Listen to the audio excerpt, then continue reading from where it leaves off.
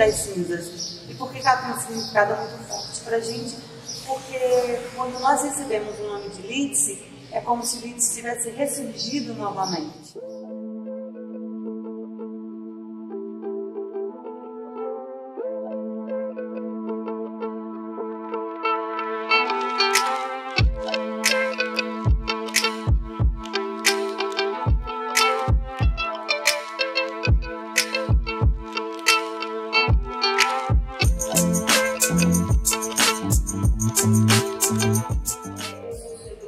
Sou animadora cultural no município de Rio Claro e trabalho aqui no Centro Cultural de Vila Maria da Cova do Brasília, no distrito de Lídice.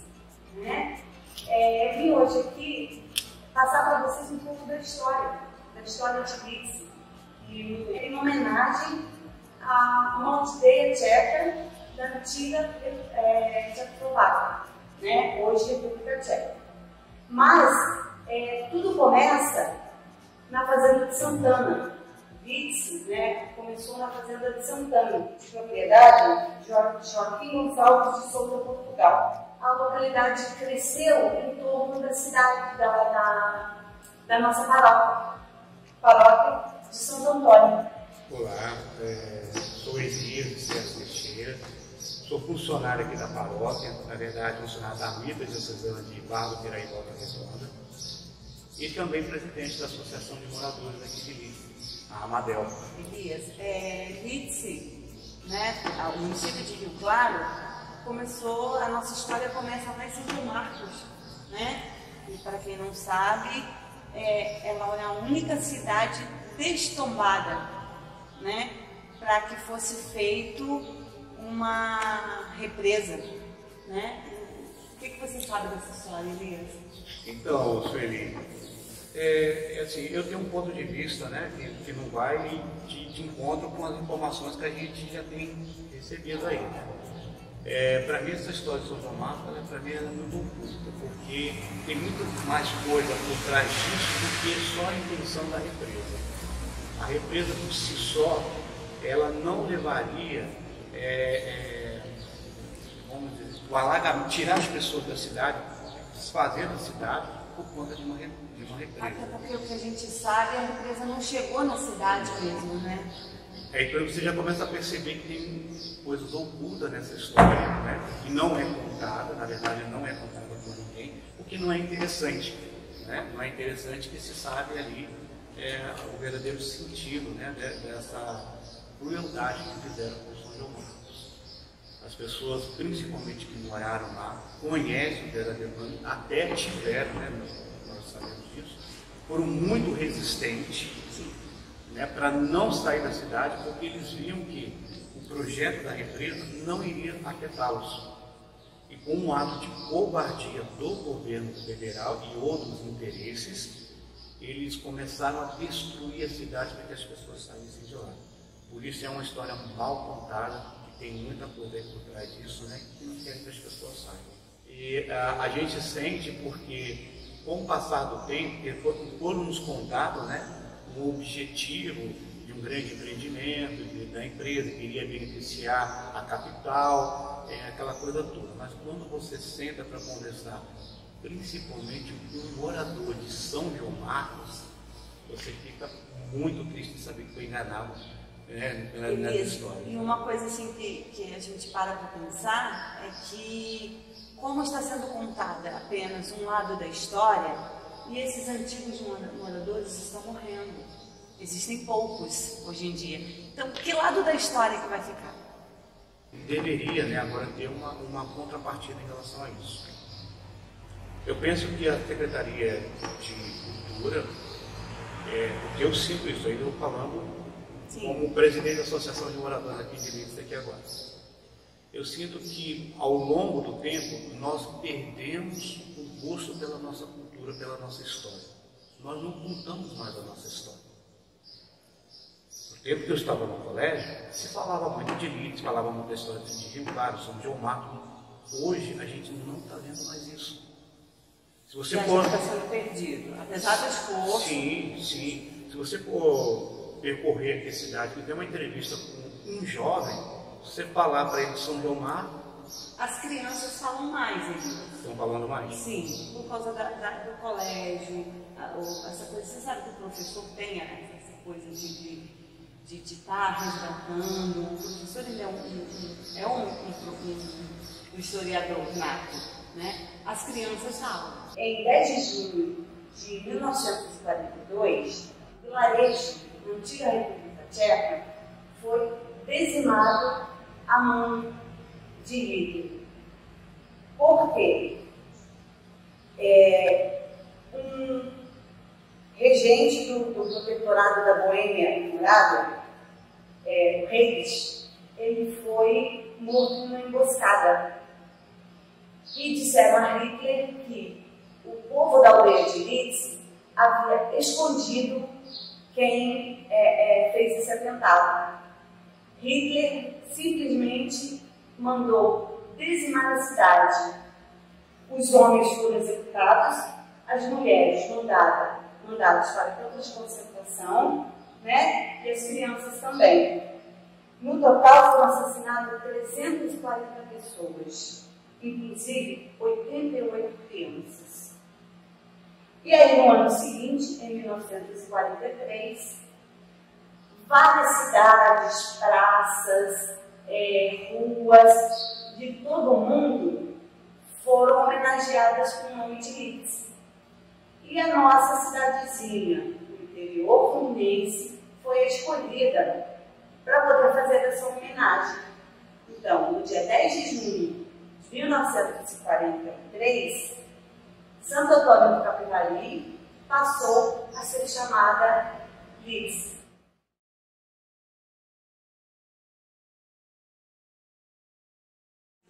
Foi um dia inesquecível.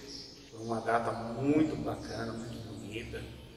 Isso foi no ano de 1996, né? 96, outubro de 96, né? Setembro. Setembro de 96. Foi em setembro.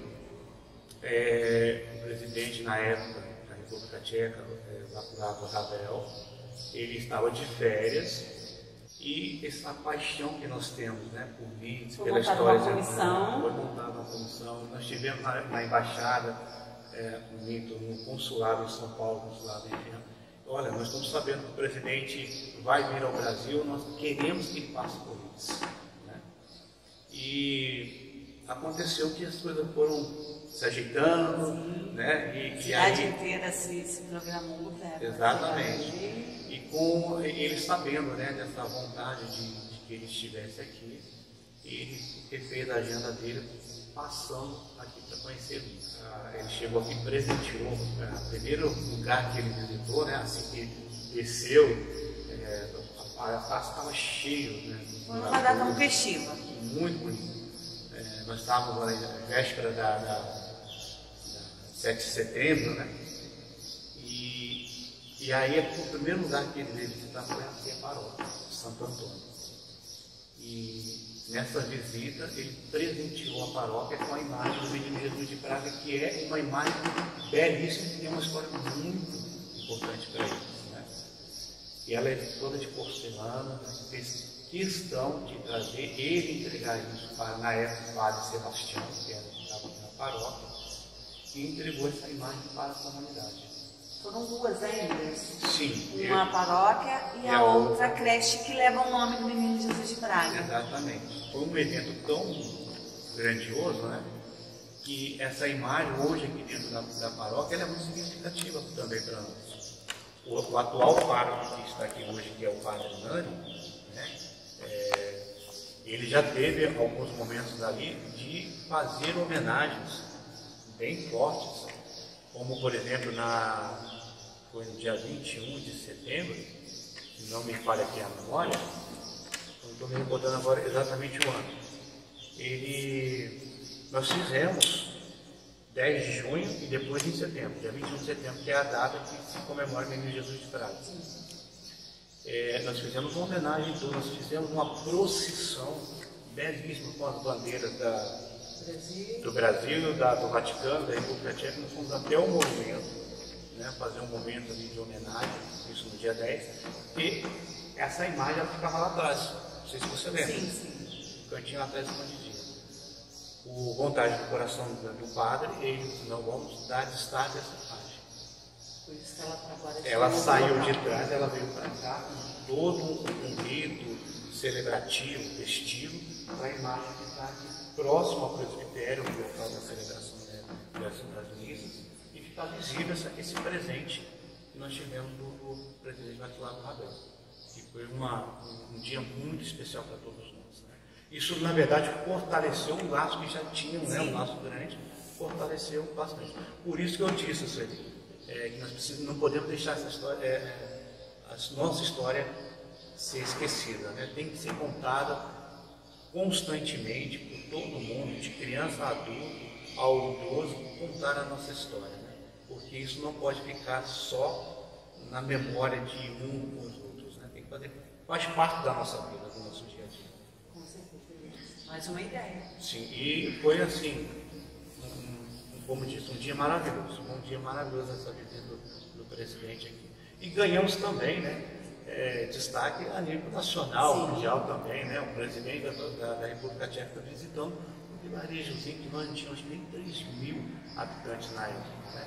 Esse período aí era uma cidade bem pequenininha, mas teve uma visibilidade muito grande. Uma passagem rápida, mas muito significativa, muito importante para nós.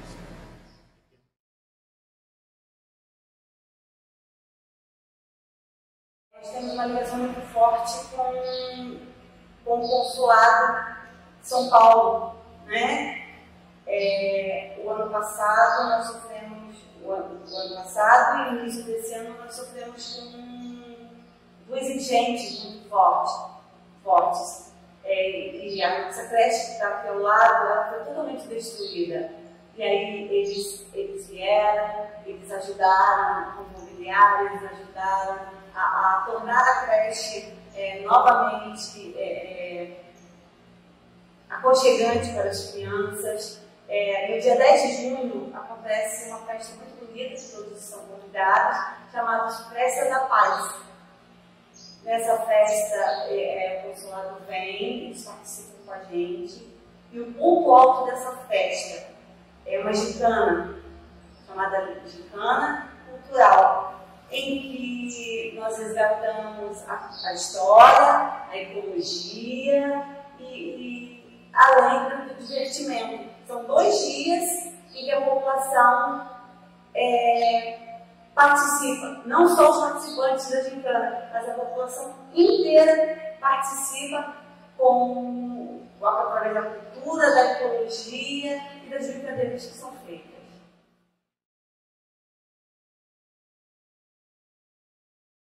Eu acho que o que falta é um pouco de investimento na cultura, para que esses jovens que hoje saem, não precisem sair do município para se divertir. É isso, a gente tem que resgatar. Antigamente nós já tivemos festivais, que hoje em dia não acontece mais. Fazer com que o jovem goste da cultura popular, folia de reis, que hoje em dia não temos, elas vão se perdendo, porque as gerações mais novas não se interessaram mais. Então eu acho que é isso, o resgate da cultura popular do local que foi se perdendo no tempo. Isso é importante você estar falando isso, porque eu tenho a sensação de que nós estamos perdendo a nossa história. Quando você menciona que essas pessoas mais antigas, elas estão morrendo, sim, e que isso vai se perder, então já é um alerta que nós estamos muito atrasados de poder arrumar meios de perpetuar essa história de geração em geração. Você disse o quê? De uma forma mais concreta, através de livros? Sim, eu acho que deveria ser uma grade curricular dentro do município. A história da nossa cidade tem que ser contada, seja qual gestão tiver. Sim. Isso é por lei municipal, seja lá como que vai encaminhar isso, né? Mas ela deveria ser por esse caminho. Nós não podemos deixar isso se perder. Essa coisa da história, isso é bem valorizado, é bem contada. Para qualquer criança que você pergunte hoje, ela vai te contar, da maneira dela, ela vai te contar o significado do nome Lince. E tem um certo orgulho disso. né? Dessa coisa de ser uma homenagem a uma atrocidade que aconteceu. Lídice, eu digo que ela é muito acolhedora. Todo mundo que vem para cá gosta, quer voltar, e nós temos pessoas, às vezes, violão na praça, as pessoas ficam na praça tocando violão, tem coisa de cidade do interior ainda, mas que é muito bacana, e é isso. E a maioria das vezes também os jovens saem para as cidades vizinhas, como Barra Mansa, Angra, nós estamos próximos aqui também, nós somos divisa com uma cidade, com o estado de São Paulo, então nós temos a cidade de Bananal, que também oferece algum atrativo, e os jovens eles ficam visitando esses outros municípios. Eu acho que assim, cultura e educação são uma chefe para tudo, né? E eu acho que, assim, que tudo a gente espera, eu como cidadã license, eu espero que todas as esferas, municipal, estadual e federal, olhem mais para a cultura, mais investimentos, porque às vezes a gente quer que a coisa aconteça, mas esbarra no investimento, esbarra no dinheiro.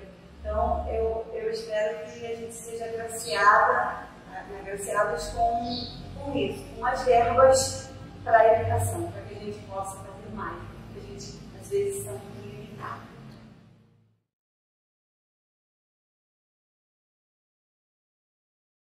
A gente sabe que existe um formato, na verdade, né, dessa ideia da independência, que trouxe a independência do Brasil, nós somos, acho que está longe disso, está muito longe. Eu não vejo assim uma dependência assim.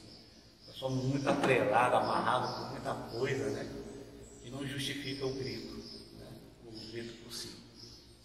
Então, no meu ponto de ver, não tem assim essa significação tão grande que a história relata, aquele cenário todo, muito pouco benefício nos trouxe, né, esse grito da independência, embora estamos comemorando aí 200 anos, né, essa data importantíssima, né, mas assim, como brasileiro, como cidadão, hoje, 49 anos, né, morando aqui em Ilhéus aí, falo sem receio que não teve grandes significativos para a nossa história. Não teve um grande significativo. Espero ser entendido, compreendido nessa posição, mas porque é uma pergunta que precisa a gente fazer uma reflexão realmente disso. Né? Você tem 200 anos que você faz uma comemoração, né?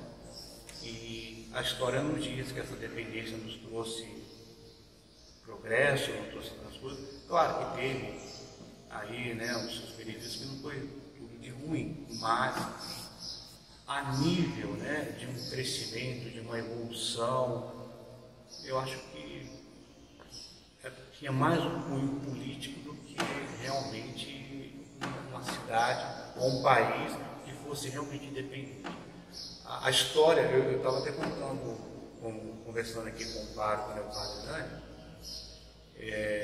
eu falo que a história nossa ela é uma história muito triste, no sentido de que eu não vejo que o Brasil se beneficiou com esse grito.